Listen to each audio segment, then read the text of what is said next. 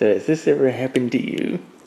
You take out your key fob, you're practically right in front of your vehicle and you're pressing buttons, and nothing's happening on the vehicle. You're not unlocking the car, you're not locking it, nothing. Well, we probably got our case here of a dead key fob. So, what would you do in this situation if you had a dead key fob? Well, say in the case of this Nissan one, there's a little switch back here. Move the camera off to the side for a moment. And we get a little pop-out key. That key goes here into the lock. That's how I need the keys in my house right now. Goes in there.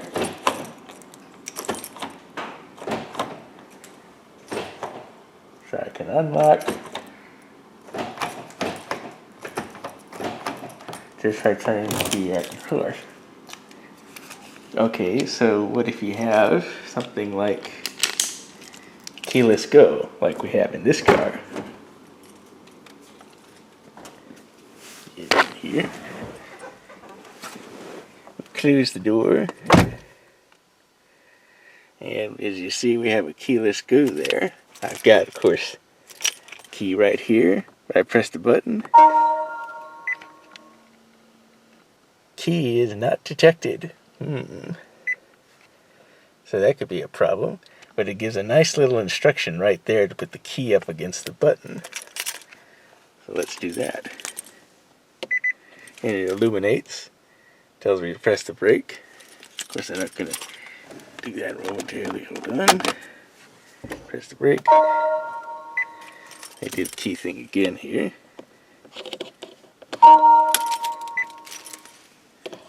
It's just right.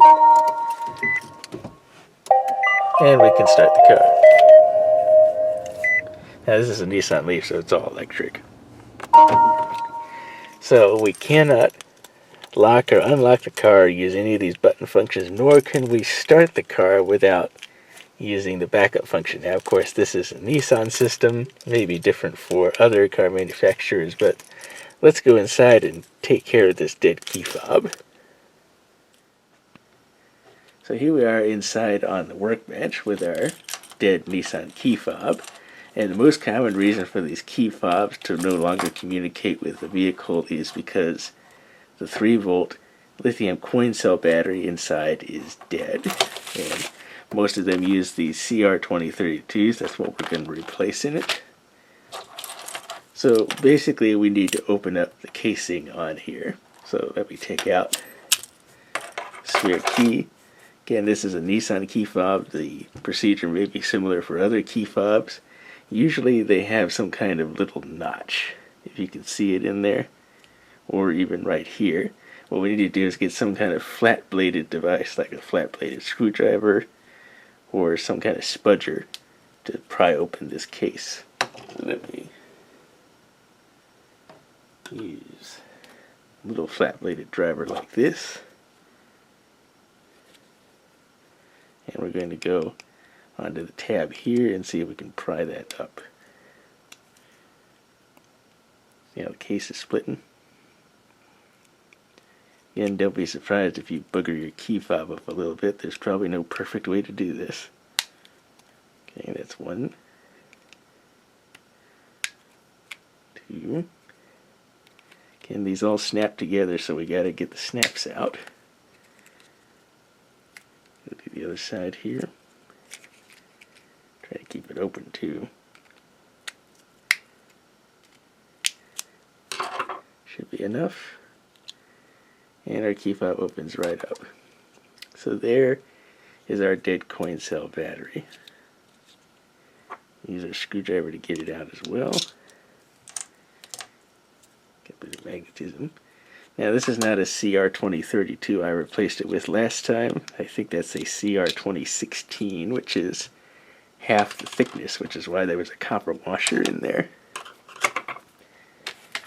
So let me pull one of these CR2032s out. Remember, positive faces down. As it says there, there's a positive mark in there. So we put the battery in like so. Fits right in there.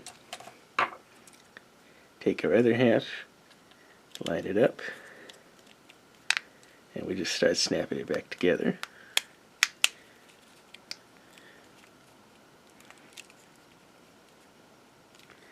At first it doesn't line up. Start from one end, work our way back.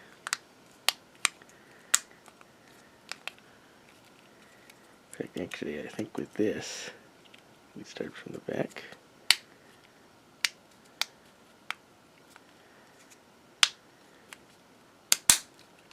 There we go. Now we got it all snapped back together. So this key fob should be ready to go again. But before we go out and test it, let's take a look at the voltage on this 2016 CR2016 battery, just for the sake of curiosity.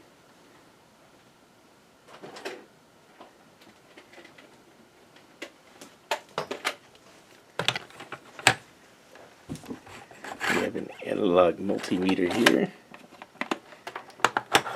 just so we can see it. And I'm going to put it on the 2.5 range. And remember, this is a 3-volt lithium cell. 2.5 is below that. This needle would go all the way over if this was a fresh battery. So let me see what it's actually reading, if anything. Not much of anything.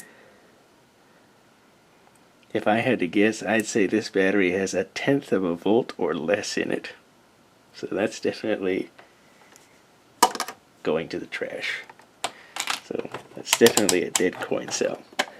So let's take our fixed up key fob outside to the car, see what it does now. We're back out here in front of the car. Got our newly refurbished key fob after putting that new CR2032 in it. If we push a button now, locks, unlocks, relocks, unlocks, and for the sake of it, we can also try the charging door. That opens. So let's go in the car now and see if the vehicle recognizes the key in proximity without having to put it up against the button this time. So I got the key right here in my lap, closing the door, and there you go. It's detected the key, tells me to put my foot on the brake, press the button, and the car starts. Again, being a Leaf, this is all electric, there's no engine. So there you go. We have successfully fixed this dead key fob, putting a new CR2032 lithium battery in it. So, if you have a dead key fob, whether it be from Nissan like this or another manufacturer, and you're having issues with it, the first thing to check is to just open it up and go ahead and replace the 3-volt lithium battery inside of it and try it again. Most of the time that'll fix the problem. If not, you either have an issue with the key fob itself, or hopefully not as likely with the car. So that is how you get these key fobs, when they're not communicating, back working again.